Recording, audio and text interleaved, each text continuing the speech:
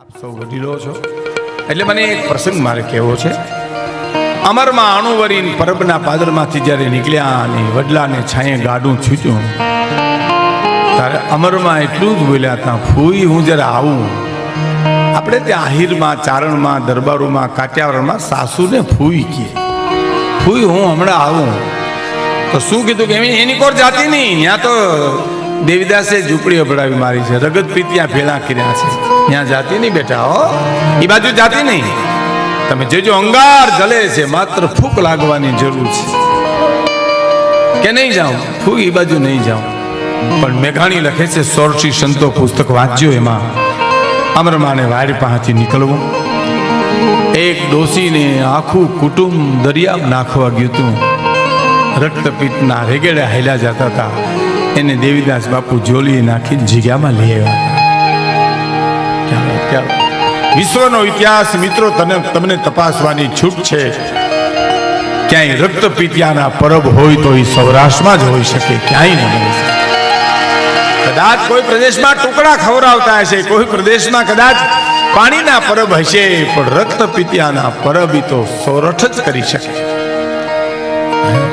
આખું કુટુંબ દરિયામાં નાખવા જતું તું, ત્યાંથી જોલીએ નાખી લઈ આવ્યા. પણ મારે જે પ્રાણ કહેવા છે તમને મિત્રોને એ કે અમરમાને નીકળવું. દેવીદાસ બાપુ આમ પૂંભળેથી લોહીને પરુ સાફ કરે છે, ડોસી રોવે છે. આહા, મને મારા કેદાર પાસે મૂકી જાઓ ને.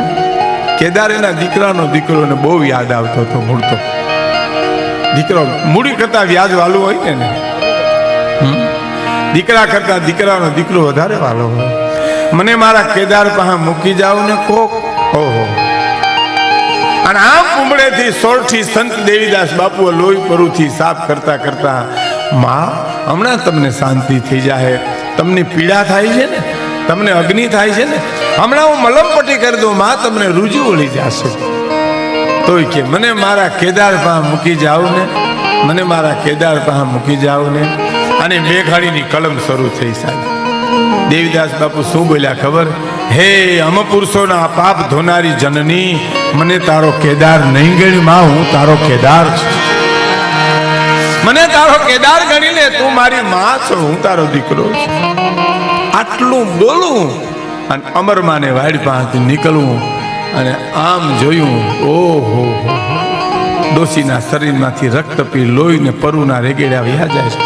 અમરમાને એમ થયું કે આહા, કંચન વર્ણની કાયાની આ દિશા છે, આવા લોહી પરુથી આ કાયા ભરી છે. અંગાર તો જલતો તો, ફૂંક લાગવાની જરૂર હતી. નામ અનિકોરથી જઈ ઉભા રહ્યા. દેવીદાસ બાપુનું ધ્યાન નહોતું. ધ્યાન પડ્યું, પૂછ્યું, ક્યાંથી આવો છો બેન?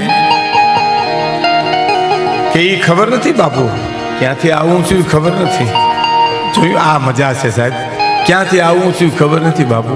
તો બેન તમારે ક્યાં જાવું છે? તો ક્યાં જાવું છે એની ખબર નથી બાપુ. તો બેન તમે કોણ છો? તો બાપુ એ મને ખબર નથી. હું કોણ છું, ક્યાંથી આવું છું, ક્યાં જાવું છું એની ખબર મટે, એને ખાવીની ખબરું પડે સાહેબ. પેલા તો હુકાર મટી જાવો જોઈએ, પવન બની જાય, આંટી મૂકી દે. મને એની ખબર નથી. કે તો અહીં આવવાનું કારણ, અહીં મને શાંતિ મળે છે બાપુ, મારે અહીં રહેવું છે, મારે અહીં રહેવું છે. અને રહ્યા ઇતિહાસ વાંચજો મિત્રો. અમરમાના સાસરા પક્ષના બહુ ત્રાસ આપ્યો છે પરબ ઉપર. બહુ સહન કર્યું માતાજી. ટુકડો લેવા જાય, બાર ગાવે સદેવદાસ સદેવદાસ કરતા નીકળે. એ ડાકણી જાય, એ બાવણી જાય, એ વાદણ જાય, એને રોટલો દેતા નહીં, આડા ફર્યો, એનું ઉનકો તગડી મૂકો, એને ઓનકો તગડી. આ સમાજે અમરમાનું લોહી પીધું છે સાહેબ. ઇતિહાસ વાંચો ત્યારે ખબર પડે. તો સદેવદાસ. હવે મને જે વાત ગમે છે તમને કહું. એકવાર ઘોડા છૂટ્યા ને પકડવા માટે સાહેબ, રૂપના આભરણ હતા. પાણી પીતા તો ગળામાંથી દેખાતું એવું રૂપ હતું. એને પકડવા ઘોડા છૂટ્યા. આમ પકડાય, સદેવદાસ નો પાછળ અવાજ આવે, ઘોડા પાછા વાળે, આ પાછળ લાગે. એ પાછળ ઘોડા વાળી અને પકડવાની તૈયારી કરે. ત્યાં દક્ષિણ તરફનો અવાજ આવે, સદેવદાસ. એમણા ઘોડા જાય. આમ ઉત્તર તરફ અવાજ આવે, એમણા જાય. આખી રાત વગડામાં ઘોડા ફર્યા, અમરમાં પકડાણા નહીં. કારણ સત્ય ભલે પગપાળા હાલ્યું જાતું હોય, અસત્ય ભલે ઘોડે ચડ્યું હોય, તો સત્યને કોઈ દી પકડી શકે નહીં. સત્ય ભલે હારે પગપાળા સત્ય હાલ્યું જાતું હોય અને અસત્ય ભલે ઘોડે ચડી જાય તો અસત્યની તાકાત નથી સાહેબ સત્યને પકડી શકે.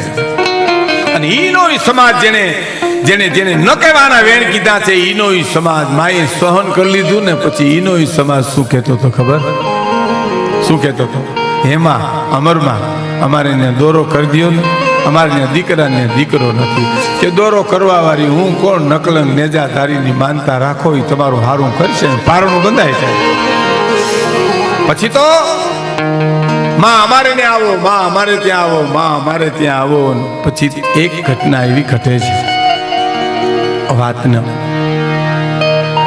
વાતમાં એક ઘટના એવી ઘટે છે કે એકવાર અમરમાં અહીંયા આવી દેવીદાસ બાપુની પાસે એટલું કીધું કે બાપુ, હા બેટા, આડા ફરી ફરીને માણસો એમ કે છે કે ગાડા અમે ઘઉંના ભરી દી, માં તમારે રોજ ટુકડો લેવાનો આવો. અમે ગાડા ઘઉંના નાખી જાય જગ્યામાં તો કોઈ એમ કે બાજરો નાખી જાય, જુવાર નાખી જાય, ચોખા નાખી જાય. તો હે બાપુ, આ બધા કે છે આગ્રહ કરી કરીને, તો ઘઉંના અને જુવારના ગાડા લેતી આવો. અને દેવીદાસ બાપુની આંખમાંથી દળ દળ આંસુ મીંડા પડવા, રોવા મીંડા. એટલું નહીં સાહેબ, અમરમાની માથે હાથ મૂકીને એટલું કીધું, બેટા થાકી ગઈ? કે ના બાપુ, થાકી નથી. કેટલા ગાવ ટુકડા લેવા જાસ બેટા? કે 12 ગાવ જાઉં છું. 12 ગાવે ટુકડો ઘટે તો અમર 14 ગાવ જાય છે, 14 ઘટે તો 16 ગાવ જાય છે. પણ સંઘરો કરાય નહીં, સંઘરો દાટી દે બેટા, આપણે સંઘરો દાટી દે. અને ત્યારે માતાજી એમ કીધું તું કે મેં તો સીધે જાણીને તમને સે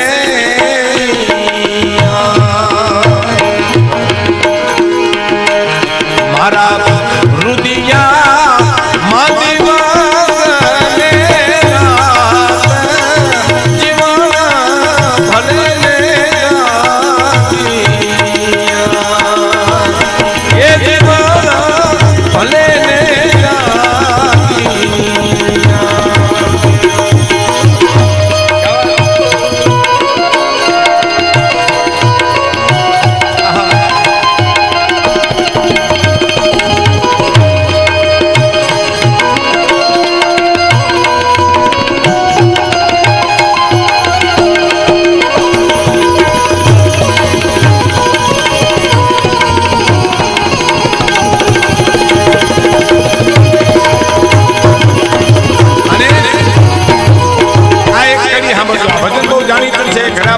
ગાયું છે, પણ એક કડી એની ઉપર જ મારે વાત કરવી છે.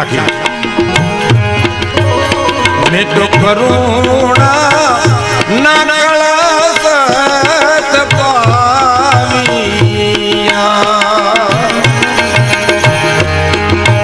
મેં તો કરુણા ના કળશ પામિયા. પાટે પધાર્યા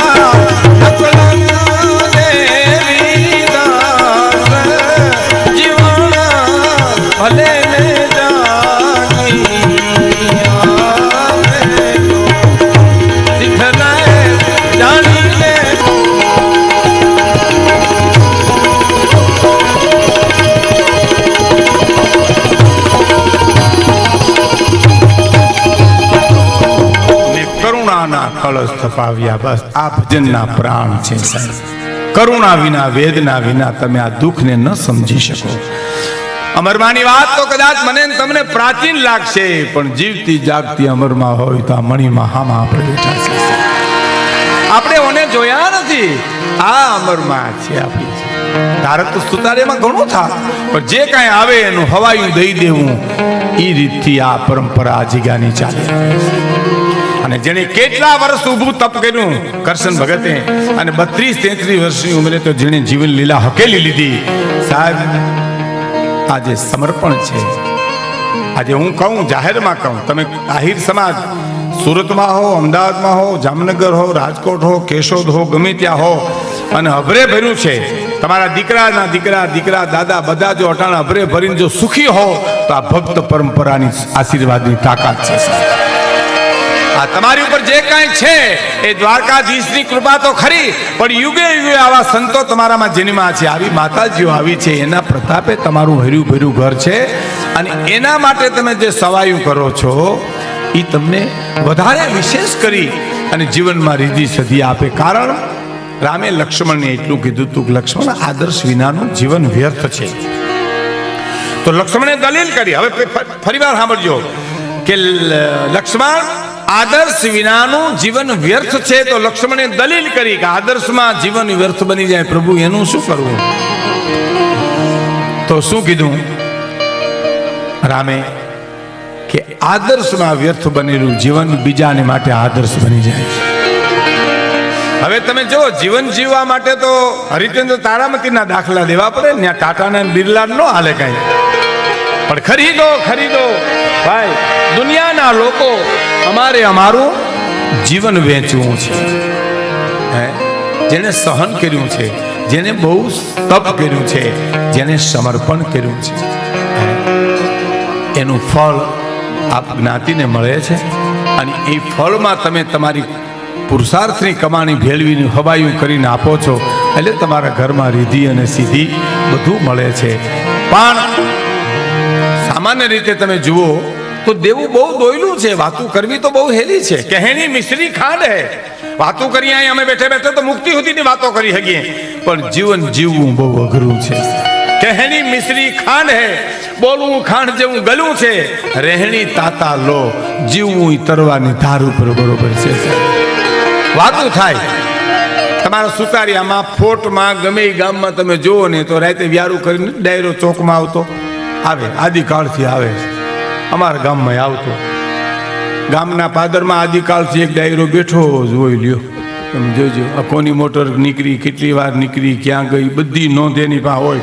આરટીઓ પાસે ન હોય એટલી એની પાસે હોય. એ આદિકાળથી આવેલું આવે છે, આજકાલનું નથી. એમ ગામના પાદરમાં અથવા તો ચોકમાં રાતે વ્યારું કરીને ઘણા આવીને શું વાતું કરે જોજો. નાનું તો આજ છે કાલ નથી, વાપરો મહોત્સવ કરો, રાવણ ક્યાં લઈ ગયો, કરણ ક્યાં ખોઈ ગયો, નાનું તો હાથનો મેલ છે, લાવો એક બીડી. એમ હાથનો મેલ છે તે ઉખેડીને જુડી લઈ આવીને જાને એટલો બધો દાતાનો દીકરો થઈ ગયો. સીધું વાતું થાય બાપ, વાતું કરવી તો બહુ સહેલી છે, પણ જીવન જીવવું એ તો બહુ અઘરું છે. કાઠિયાવાડમાં કોક દી ભૂલો પડી ભગવાન, થાને મારો મહેમાન, તને સ્વર્ગ બોલાવું સાંભળા. કાઠિયાવાડમાં શું કામ ભાઈ? મધ્યપ્રદેશ, બંગાળ, બિહારમાં ભૂલો પડે ખટારા ધક્કા મારવે છે. એટલા માટે અહીંયા કે મોહન થાય છે મહેમાન, તું અમઘર એક જ વાર. તમારે ઇતિહાસ વાંચવાની તમને છૂટ છે. ભગવાન કૃષ્ણ 125 વર્ષની અવસ્થા અહીં ગુજરી ગયા, સૌધામ સીધા 100 વર્ષની ઉંમર. એમાં બાળ લીલા જ વરસ ગોકુલમાં કરી, બાકીના વર્ષો દ્વારકા અને સોમનાથ વચ્ચે જ કૃષ્ણ જીવ્યા છો, સૌરાષ્ટ્રમાં જ રહ્યા છે. હા, તમારી આયુષ્યના ગણિત છે, ઇતિહાસ બહાર પડ્યો છે કે એમાં મોટે ભાગે ભગવાન ઉત્તરાર્ધ અવસ્થાએ એને સૌરાષ્ટ્રમાં રહ્યા છે. સૌરાષ્ટ્રની ધરતી જેવી છે સાહેબ. આપણે સૌરાષ્ટ્ર મારીને આપણે વખાણ કરીએ એટલું નથી. નકર એક જણો પોતાનો અંગૂઠો તો પોતે પીતો તો સરનામત લેતો હતો ને એમાં કોકે કીધું આમ કા કે મારું માતમ વધારું છું. માતમ એમ ન વધે, કોક ધોઈને પીએ તો વધે. આપણા અંગૂઠા ધોઈને પીએ. આ તો ઇતિહાસ એમ કે છે કે સૌરાષ્ટ્રની ધરતી એવી છે કે મોહન થાય છે મહેમાન, અમુક એક જ વાર તો જવને રાતી જુવાર, તને સ્નેહે જમાડું સામે. એક વાર આવી જા બાપ, મારે ઝૂંપડે આવી જા, રાતી જાયના રોટલા ખવડાવશું. અને રાતી જાયના રોટલા તેથી અમારા ઘરમાં નહીં હોય, તેથી અમે અમારા પેટના દીકરા ખાંડીને ખવડાવશું. પણ એકવાર આવી તો ખરો ભલા માણસ, એકવાર ભૂલો તો પડી જા. અને આપણે ત્યાં પ્રસંગો છે એવા સાહેબ દેવું. મને મુંબઈમાં એક માણસે વાત કરી હતી સરસ. મેં એક ગીત ગાયું, એ ગીતના અનુસંધાનમાં એણે મને પ્રશ્ન કર્યો કે આપણા મલકના માયાલુ માનવી, આપણા મલકના માયાલુ માનવી, માયા